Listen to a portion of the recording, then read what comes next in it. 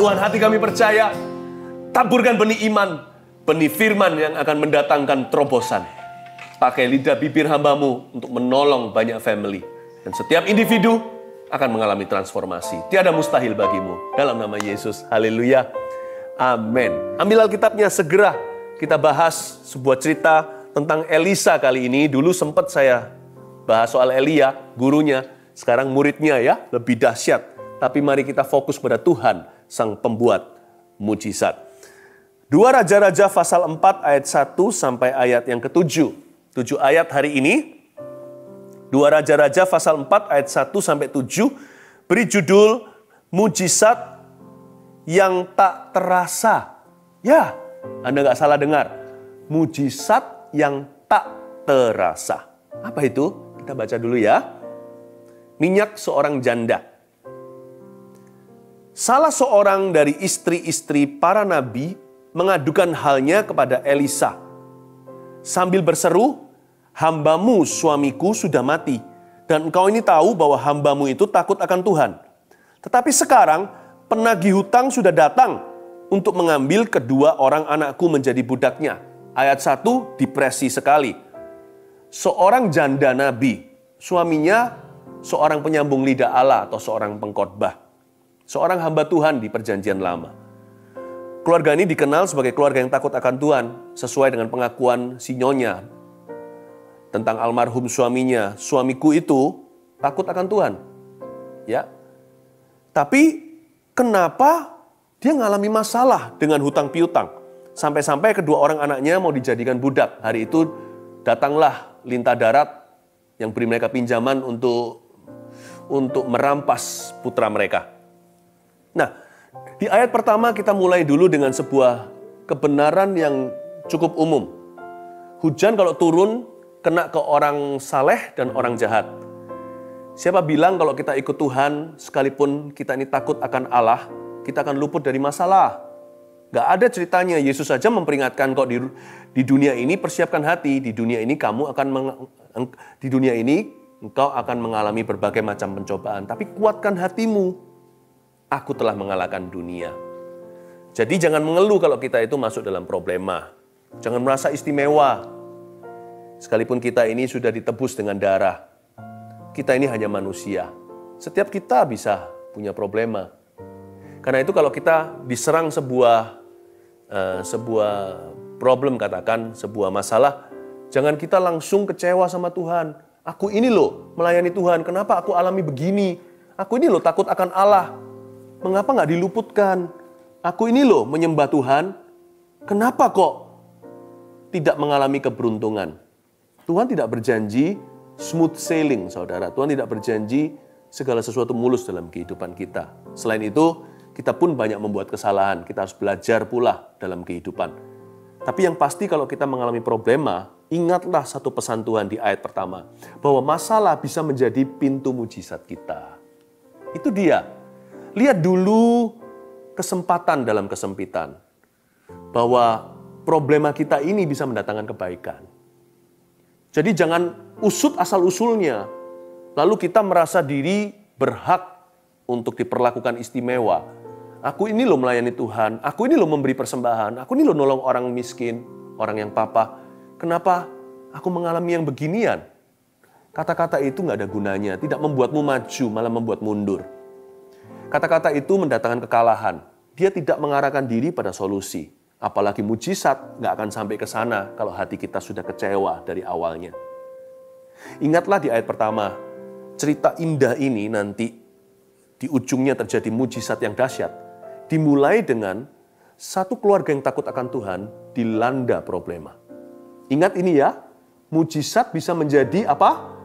Pintu masuk mujizat. Masalah bisa menjadi pintu masuk mujizat kita. Tapi nggak otomatis. Itu pintu. Kuncinya kita juga harus punya. Buat apa kalau ada pintunya di seberang sana. Di balik pintu itu ada penyediaan, ada persediaan Allah. Tapi kalau pintu itu terkunci ya percuma. Nah, kita harus memahami kuncinya di mana. Lewat story ini atau lewat cerita ini kita akan menemukan kuncinya apa. Lihat ayat berikutnya, ayat 2. Jawab Elisa kepadanya. Jadi Elisa bicara sama si janda yang sedang panik nih. Apakah yang dapat kuperbuat bagimu? Elisa tanya begitu. What can I do for you? Elisa itu mewakili Tuhan ya, jangan salah di sini. Jangan sampai kita lupa. Tuhan itu selalu mulainya begitu. Ketika suatu hari ada orang buta duduk mengemis-ngemis lalu teriak-teriak, anak Daud, sembuhkan aku. Murid Yesus suruh dia pergi, tapi Yesus berkata bawa dia ke sini. Lalu ketika ketemu sama Tuhan, Yesus bertanya, what can I do for you? Tuhan itu baik sekali. Tuhan itu memberikan dirinya di posisi untuk dimintai oleh kita. Karena dia Bapa. Kalau dia Raja mungkin dia hanya menuntut untuk disanjung, diberi upeti. Tapi karena dia adalah Ayah, Bapa kami di dalam sorga, beri kami rezeki kami pada hari ini. Bahkan luputkan kami dari semua mara bahaya, bebaskan dari yang jahat segala. Dia itu memang sengaja memberi diri di posisi permintaan kita. Karena hatinya murah. Bukan murahan loh ya, hatinya murah hati maksudnya. Jadi Tuhan itu lebih ingin memberimu mujizat daripada Anda ingin memperoleh mujizatmu sendiri. Karena mujizat yang Anda terima itu Anda tidak beli. Tapi Yesus sudah membelinya lunas dengan darah yang mahal. Kesembuhan, persediaan, segalanya di kitab Roma dikatakan kalau anaknya aja dia tidak sayangkan, dia korbankan. Masa dia akan perhitungan, Roma 8 katakan tidakkah dia akan memberikan segala-galanya. Kalau Tuhan Yesus di pihak kita. Ya, kalau di perjanjian baru dikatakan berulang-ulang, kalau Yesus aja tidak disayangkan, masa dia pelit sama kita? Ya kan? Jadi Tuhan itu lebih ingin memberikan kepada kita daripada kita rindu untuk menerima. Bahkan di Yesaya 53 tentang pengorbanan Yesus di kayu salib, yang kita tahu kan Yesus mati untuk dosa kita. Tapi tahu nggak? Kitab Yesaya berkata dengan jelas, dia juga memikul sakit penyakit kita, oleh bilur-bilurnya kita menjadi sembuh. Whatever miracles, name it, apapun mujizat yang Anda butuhkan, Tuhan dengan senang hati mengabulkan. Itu kabar baiknya bukan? Tapi saya nggak ajarkan Anda dan saya untuk serakah, untuk manipulasi Tuhan. Kalau sama Tuhan itu hanya ada maksudnya. Ada orang yang gitu kan, kalau ada maksud sama kita baru baikan. Ya nggak gitu sih. Tetapi ada orang juga yang terlalu jual mahal sama Tuhan. Ada satu raja disuruh minta tanda, Nabi Yesaya juga. Ogah-ogahan dia berkata, nggak usah lah. Nggak perlu kita sok rohani sama Tuhan. Kalau Tuhan sudah tanya sama kita, what can I do for you? Open your mouth and tell him. Exactly. Sekalipun dia maha tahu, beritahu. Supaya hatimu murni dan tulus ketika memintanya. Tuhan tuh nggak apa-apa dimintain. Bukankah dia yang perintahkan kepada kita? Mintalah. Itu perintah loh, mintalah. Ya, ada orang yang berkata jangan sama Tuhan tuh minta-minta. Saya ngerti. Banyak orang menyalahgunakan imannya. Tapi bukan berarti kalau orang meminta itu selalu salah guna iman. Ya, dan Tuhan tuh baik sekali. He's so good. Dia berkata, what can I do for you? Lihat lagi ayat 2. Jawab Elisa kepadanya, apakah yang dapat kuperbuat bagimu? Lalu kata-kata berikutnya nih, perhatikan, beritahukanlah kepadaku apa-apa yang kau punya di rumah. Nggak berhenti di what can I do for you. What do you have that could be surrendered to him? Apa yang kamu punya yang bisa kau serahkan pada Tuhan? Berkatalah perempuan itu, hambamu ini tidak punya sesuatu apapun di rumah kecuali sebuah buli-buli berisi minyak. Saya kasih kuis dadakan. Di ayat 2 ini pertanyaan Elisa gampang. You punya apa? Ya kan, setelah dia berkata, what can I do for you? Apa yang bisa saya lakukan untuk kamu? Lalu selanjutnya dia tanya, kamu punya apa? Lalu janda ini menjawabnya, hambamu ini nggak punya apa-apa di rumah kecuali buli-buli berisi minyak. Aku nggak punya apa-apa kecuali di rumahku ada buli-buli. Kuis. Janda ini punya apa? Ya, karena saya tidak bisa dengarkan Anda, saya kasih jawabannya aja langsung. Ada 2. Janda ini masih punya rumah. Ya. Dia bilang dia nggak punya apa-apa. Buktinya dia punya rumah. Dia bilang nggak punya apa-apa. Buktinya di dalam rumahnya masih ada buli-buli berisi minyak. Useless sih. Nggak berguna. Karena janda itu nggak ngerti nanti mujizat apa yang akan dia terima. Akan ada minyak mengalir dari sana. Tapi bagi dia, buat apa itu buli-buli? Apa gunanya? Apakah bisa menyelamatkan kedua anaknya yang sebentar lagi dirampas oleh lintah darat? Jangan bersandar pada pengertian sendiri. Di titik awal, mujizat itu nggak masuk akal. Tapi kalau semuanya Tuhan itu meminta sesuatu dari kita atau Tuhan itu mengajari sesuatu, dengarkan. Itu pasti arahnya ke sana. Tuhan itu nggak pernah mimpin kita salah. Dia selalu menuntun kita ke air yang tenang dan rumput yang hijau pula. Tuhan itu nggak pernah memimpin kita ke jalan yang sesat, tapi Tuhan menuntun kita ke jalan yang benar oleh karena namanya. Elisa tanya sama dia, kamu punya apa? Dijawab, aku nggak punya apa-apa di rumah kecuali buli-buli berisi minyak. Elisa sebenarnya memberikan dia pertanyaan jebakan, bukan untuk mempermalukan. Tapi Elisa itu sebelum memberikan mujizat Tuhan untuk wanita ini, Elisa mau mematahkan dulu roh yang pesimis di dalam hatinya. Kalau Anda dan saya mau menerima sesuatu dari Roh Kudus, Yakobus berkata begini, hendaklah dia jangan bimbang ketika meminta. Orang yang bimbang itu seperti orang yang diombang-ambingkan, orang yang mendua hati. Jangan sekali-kali jangan harap. Coba Anda baca sendiri nanti di Yakobus pasal pertama. Jangan harap orang itu terima sesuatu dari Tuhan Yesus. Jangan harap dia terima apa-apa. Siapa bilang kalau kita terima mujizat itu iman kita harus sempurna? Tuhan kasih itu UMR-nya itu sangat low sekali, minimal sekali. Itu cookie, namanya kue itu ditaruh di rak yang paling rendah, anak kecil pun bisa. Biji sesawi itu apa? Beras aja jauh lebih besar. Tuhan itu buat yang namanya standar untuk menerima mujizat atau syaratnya itu sangat rendahan. Dengan kata lain, cuma-cuma dia berikan. Supaya kita ini juga nanti cuma-cuma memberikan pada orang lain apa yang mereka butuhkan. Kalau mujizat itu sulit digapai atau susah untuk dicapai, itu kan menurut pikiran Anda dan saya. Karena manusia memang suka untuk mempersulit diri. Manusia itu jagonya komplikasi. Tuhan itu buat sangat-sangat sederhana loh. Biji sesawi itu apa-apaan? Coba kalau pernah Anda lihat, mungkin tidak pernah lihat ya. Saya pernah lihat waktu saya ke Israel, itu biji sesawi itu sama dengan debu, nggak kelihatan. Beras masih kelihatan, apalagi jagung. Itu biji sesawi itu satu titik kalau Anda tulis pakai pensil, ada titiknya itu, di titik. Bahkan koma lebih besar bahkan tanda koma itu lebih gede. Paling tidak ada seperti cambahnya, ada seperti tauge. Titik, cuman satu titik pensil itu loh. Dengan kata lain, I don't need your faith to give you your miracle. I just want you to humbly believe with insufficient faith of yours. Aku tidak perlu imanmu, kata Tuhan, untuk memberimu mujizatmu. Aku tidak perlu. Yang kuperlukan, kata Tuhan pada kita, hanyalah engkau mau dengan rendah hati belajar untuk percaya. Dengan imanmu yang pas-pasan atau kurang itu. Itu dia. Dipatahkan sama Elisa di ayat 2. Roh pesimisme. Jangan pesimis jadi orang. Pesimis itu bukan kurang iman. Mending iman kecil tapi arahnya benar, tetap percaya. Seperti orang itu loh yang menerima mujizat untuk anaknya di Perjanjian Baru, di Injil, dia berkata gini, ampuni aku yang kurang percaya. Tuhan, aku percaya, ampuni aku yang kurang percaya ini. Lord, I believe in you, forgive me for my unbelief. Pesimis itu bukan kurang iman. Mirip sih, beda. Orang bisa kurang iman mengalami mujizat besar.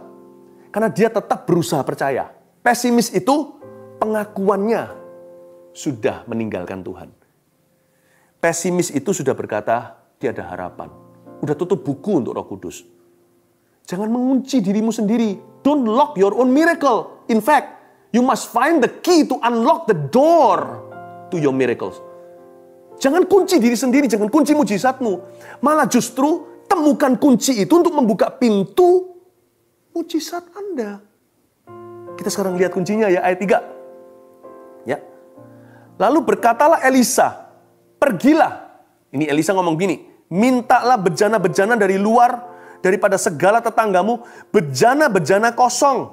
Tetapi jangan terlalu sedikit ya.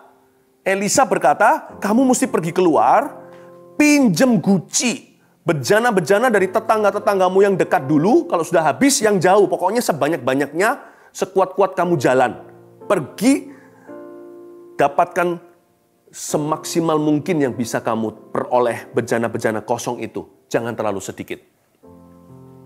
Apa maksudnya? Ini kuncinya. Selama Anda dan saya masih merasakan kebutuhan sendiri, mujizat tidak akan tiba. I guarantee. Tapi ketika kita mulai merasakan kebutuhan orang lain dan melupakan kebutuhan kita, hati-hati, mujizat akan mengetuk pintumu. Kok bisa? Wanita ini disuruh pergi pinjam bejana. Coba pikirkan, kalau Tuhan memang mau tolong dia, ngapain bejana sih? Bisa aja tiba-tiba di halaman belakang dia gali lubang, muncul semprotan atau semburan minyak. Apa nggak bisa? Tuhan taruh minyak di mana? Di bawah tanah. Itu orang kalau mau menambang. Sampai nanti menyembur-nyembur keluar seperti yang di Timur Tengah. Emangnya kenapa harus bejana? Bejana harus pinjem lagi. Ini bukan diajari untuk kita pinjam uang loh ya. Karena ini yang diminta oleh Tuhan untuk meminjam sesuatu, bukan moneter. Tuhan tidak pernah suruh kita jadi batu sandungan atau anak cucu kita minta-minta roti. Tapi bejana-bejana kosong yang useless juga, yang percuma di rumah-rumah tetangga, dia ketuk pintu, tahu apa yang terjadi nggak? Ketika wanita ini pergi ke tetangga-tetangganya, dimulai dari dekat lalu yang ke jauh. Mau nggak mau, dia pasti harus basa-basi dulu dong. Halo, apa kabar? Mau nggak mau dia harus ketemu orang. Jadi nggak kuper, nggak hanya berpikir tentang dirinya sendiri. Mau nggak mau dia punya world view. Dia punya pandangan, cara pandang meluas. Waktu dia ditanya, how are you, apa kabar, bagaimana dengan kamu? Mau nggak mau dia harus cerita juga. Terpaksa dia harus cerita kenapa dia perlu bejana. Nggak bisa diam-diam, nggak ada angin, nggak ada badai, pinjam bejana. Orang kan pasti tanya, kalau boleh tahu Ci, untuk apa? Jadi terpaksa dia cerita. Begini loh, keluarga kami itu dalam masalah. Lalu seorang hamba Tuhan Elisa berkata, pinjamlah bejana. Karena nanti Tuhan akan mengalirkan mujizatnya. Orang-orang itu jadi diberkati dengan kesaksiannya. Dan waktu dia masuk ke rumah seseorang, mungkin tetangga yang sudah lama nggak ketemu, mungkin dia menemukan orang-orang yang sudah tidak lagi ke gereja. Awal mula mau pinjam bejana, berakhir mendoakan tetangga. Mungkin dia pergi ke rumah yang satunya lagi, terjadi KDART atau kekerasan dalam rumah tangga. Awal-awal ke situ hanya untuk pinjam guci, malah melerai suami istri yang sedang berkelahi. Lalu mendoakan mereka supaya mereka berdamai kembali. Mungkin pergi ke tetangga satunya lagi, diketuk pintu, ternyata pakai putih-putih, dan di atas kepala ada abu, mereka berkabung. Sama seperti dia, seorang wanita barusan menjadi janda, cuman dia dulu yang jadi janda. Jadi dia bisa empati, gak apa-apa Cik, tadinya dia mau pinjam bejana, berakhir menghibur seorang teman lama. Saya yakin loh, Tuhan gak suruh dia pergi pinjam guci karena Tuhan butuh. Tuhan bisa taruh itu di belakang halamannya, kan dia masih punya rumah, dia masih punya backyard. Masa nggak bisa minyak menyembur dari situ? Masa Tuhan nggak bisa taruh di bathtub atau di ruang kora-koranya atau apa? Kenapa harus guci? Kenapa harus pinjam sama tetangga? Waktu Anda masih terus fokus pada dirimu, mujizat tidak akan tiba padamu. Apalagi di masa-masa seperti ini. Kuncinya satu. Apa maksudnya mujizat? Mujizat tak terasa. Selama Anda merasakan kebutuhan Anda, mujizat akan tiba. Kunci pertama, tulis itu. Merasakan kebutuhan orang lain. Minimal nggak usah total lah. Anda mulai merasakan kebutuhan orang lain. Hari-hari ini, belajarlah pekah dengan orang-orang kanan kiri. Memberi tidak harus mahal. Dan memberi tidak harus money. Tapi saya yakin setiap orang bisa kontribusi untuk menjadi berkat bagi sesamanya. Uluran tangan, sebuah senyuman, whatever it is, tidak harus mahal.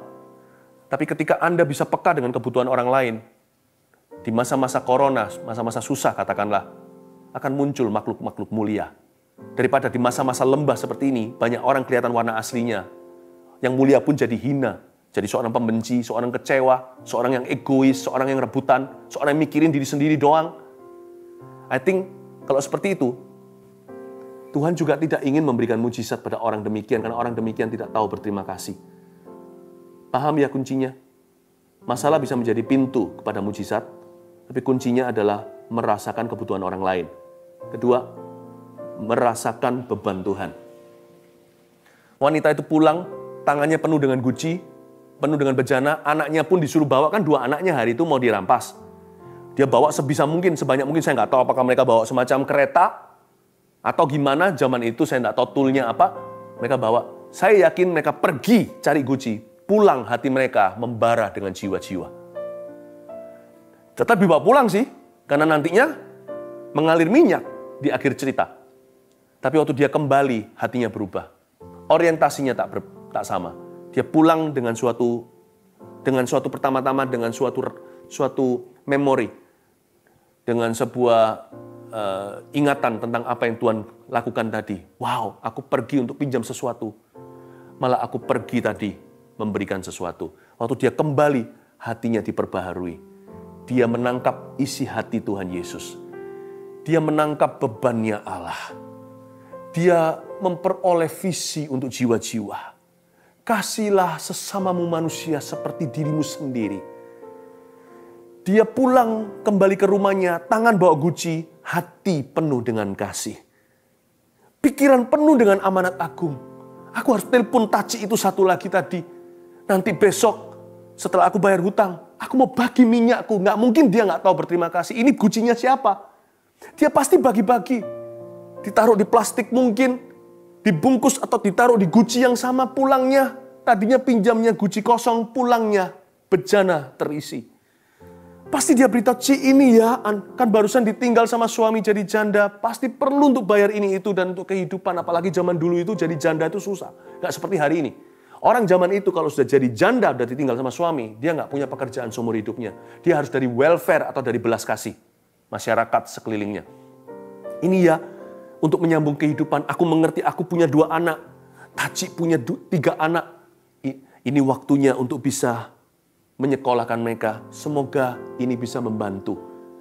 Berubah. Tadinya mau keluar hutang, sekarang malah memiutangi. Tadinya mau menyelamatkan anak sendiri, sekarang malah bisa menolong keluarga lain untuk menyelamatkan anak mereka. Hatinya berubah jadi misionaris. Mujizat tetap terjadi. Justru terjadi ketika mujizat itu tidak terasa. Waktu terjadi itu, mujizat itu bukan lagi lakonnya. Tapi hati Bapa menangkap, mengadopsi visi Tuhan. Merasakan beban ilahi. Kuncinya 2, catat sekali lagi. Merasakan. Merasakan. Apa tadi? Saya lupa. Ya. Iya. Beban Tuhan. Sebelumnya lagi. Merasakan kebutuhan orang lain. Ya. Maklumi ya. Saya berkhotbah tanpa catatan. Dan juga kadang-kadang hal seperti ini terjadi. This is real. Merasakan kebutuhan orang lain. Kedua, merasakan beban Tuhan. Nah itu dia. Itu yang membuat dia mengalami mujizat. Kita lanjutkan sedikit lagi. Lalu ayat yang keempat sampai ayat ke-7 saya bacakan. Kemudian masuklah, tutuplah pintu, sesudah engkau dan anak-anakmu masuk, lalu tuanglah minyak itu ke dalam segala bejana. Mana yang penuh angkatlah. Wah, ini kejadiannya mulai terjadi. Ini mujizatnya mulai terjadi. Ini real ini. Ya. Pergilah perempuan itu daripadanya, ditutupnya lah pintu sesudah ia dan anak-anaknya masuk, dan anak-anaknya mendekatkan bejana-bejana kepadanya, sedang ia terus menuang. Ketika bejana-bejana itu sudah penuh, berkatalah perempuan itu kepada anaknya, dekatkanlah kepadaku sebuah bejana lagi. Tapi jawabnya kepada ibunya, tidak ada lagi bejana. Lalu berhentilah minyak itu mengalir. Kemudian pergilah perempuan itu memberitahukanlah kepada ahli Allah, dan orang ini berkata, pergilah, jualah minyak itu, bayarlah hutangmu, dan hiduplah dari lebihnya engkau serta anak-anakmu. Coba catat ini, hiduplah dari lebihnya. Kalau Tuhan melakukan mujizat itu selalu melimpah. You see, mari kita hayati the largeness, large, XL, the largeness, ukuran persediaan Allah itu selalu dahsyat. Mujizat itu nggak pernah pelit. Ya, Alkitab mengatakan di sini Elisa ngomong gini sama janda, hiduplah dari lebihnya, dari lebihnya, kelebihan nggak pas-pasan. The largeness of God's provision. Persediaan Allah itu selalu melimpah ruah. Nah coba kita sekarang catat lagi satu, saya kasih tambahan catatan, 3 ciri penyediaan Allah. The 3 characteristics of God's provision. 3 ciri persediaan Allah. 1, di ayat 4 dikatakan, Elisa ngomong gini sama si janda, kemudian masuklah, tutuplah pintu sesudah engkau dan anak-anakmu masuk. Ya, lalu tuanglah minyak. Katakan tutuplah pintu. Yang pertama, ciri khas penyediaan Allah, the provision of God. 1, ya, selalu pribadi lepas pribadi tidak pernah sama. Tulis ini, pribadi lepas pribadi tidak sama. Pribadi lepas pribadi tidak sama. Karena itu tidak ada ruang untuk iri. Kenapa keluarga itu disertai Tuhan begini? Nggak bisa. Anda harus tutup pintu. Behind every door ada unique miracle. Setiap keluarga sendiri-sendiri. Ciri khas persediaan Allah, penyediaan Allah itu selalu begini.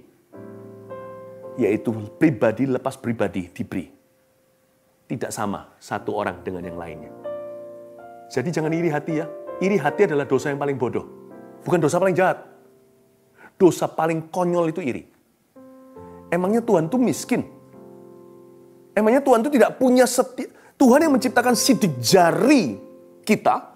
Setiap orang beda. Bahkan kembar siam pun tidak sama sidik jarinya. Coba bayangkan. Masa Tuhan kehabisan akal? Masa Tuhan kehabisan persediaan? Masa Tuhan tuh harus menduplikasi atau harus mengulang mujizat orang lain ke dalam hidup Anda atau mujizat Anda ke dalam hidup orang berikutnya. Tidak harus. Karena itu Elisa berkata, kamu mau mujizat, tutup pintu. This miracle exclusively for you. Jangan iri, masing-masing datang pada Yesus. Koreksi sikap hati yang salah supaya jangan jadi penghalang antara kita dengan Allah. Udah simple. Ciri khas pertama, pribadi lepas pribadi tidak sama. Catat itu, pribadi lepas pribadi tidak sama. Kedua, di ayat yang kelima dikatakan, pergilah perempuan itu daripadanya, ditutupnya pintu sesudah ia dan anak-anaknya masuk, dan anak-anaknya mendekat bejana kepadanya. Sedang ia terus menuang. Katakan, ia terus menuang. Ciri khas persediaan, ciri khas penyediaan Allah. The characteristics of God's provision nomor 2 adalah Allah bekerja sama dengan kita. Tuhan tidak mau kita nganggur. Tuhan mau kita masuk di dalam pekerjaannya. Apa yang dia lakukan, kita menjadi bagian.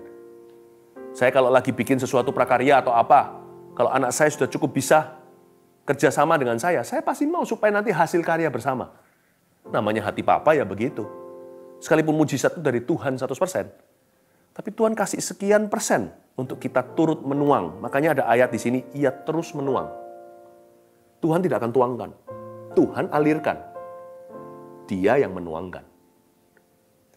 Kalau ciri khas pertama, pribadi lepas pribadi tidak sama. Ciri khas kedua, Allah selalu bekerja sama dengan kita. Jadi, daripada kita mengeluh, menuntut Tuhan, atau iri hati dengan orang lain yang mengalami dulu, kenapa enggak tanya aja, Tuhan, what is bagianku? Campur baur nih bahasanya. Apa bagian saya?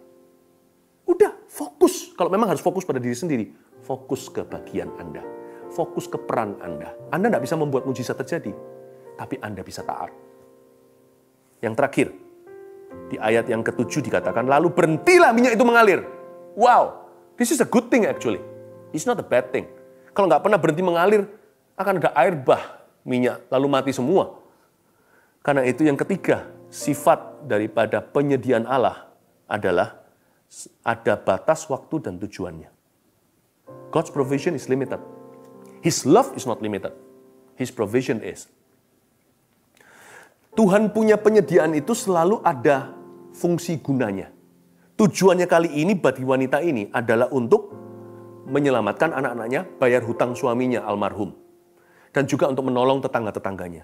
Udah, setelah itu dia akan masuk season yang baru, dia harus ikut Yesus lagi. Dan dia harus mulai dari awal seolah-olah dia akan mengalami pengalaman-pengalaman indah, pengalaman-pengalaman baru dengan Tuhan. Jangan pernah pakai minyak lama. Urapan yang usang. Ikut Tuhan itu harus diperbaharui. Jangan berkata, dulu aku mengalami mujizat. Dulu doaku dijawab. Dulu aku mengalami Tuhan. Dulu aku punya kesaksian. Ikut Tuhan lagi hari ini. Nanti kalau hari ini punya persediaan, sudah cukup untuk memenuhi apa yang Tuhan suruh dan perintahkan. Firman itu terjadi atas hidupmu. Ingat, persediaan Tuhan itu selalu ada batas waktunya. Dan ada batas tujuannya, ada batas waktu dan tujuannya. Ya, nggak bisa kita berkata, ya happy ya. Saya dengan satu janji ini, saya akan hidup seumur hidup. Udah, dari mujizat yang terjadi kemarin, saya bisa sekarang tinggal sila kaki, tinggal hidup happily ever after. Nggak begitu. Kita harus mengerti maksud ilahi di balik setiap persediaannya hari ini. Apa purpose-nya supaya kita menjadi giver? Supaya kita bersuka cita, supaya kita bisa cerita sama orang lain bagaimana Tuhan menolong kita dan menjadi inspirasi supaya mereka pun cari Tuhan. Supaya kita bisa menolong sesama. Atau supaya kita bisa memberi makan keluarga kita. Atau supaya kita bisa menemukan suatu jalur pekerjaan yang baru. Atau whatever, apapun itu. Bersyukurlah pada Tuhan dan berbuahlah setiap musimnya. 1, 2, 3, ciri khas penyediaan Allah adalah 1, pribadi lepas pribadi tak sama. 2, Allah bekerja sama dengan kita. 3, ada batas waktu dan tujuannya.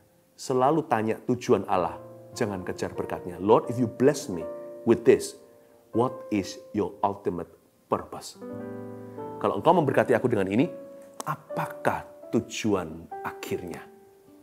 Biar aku tidak bebal, tapi biar aku mengerti kehendak Tuhan.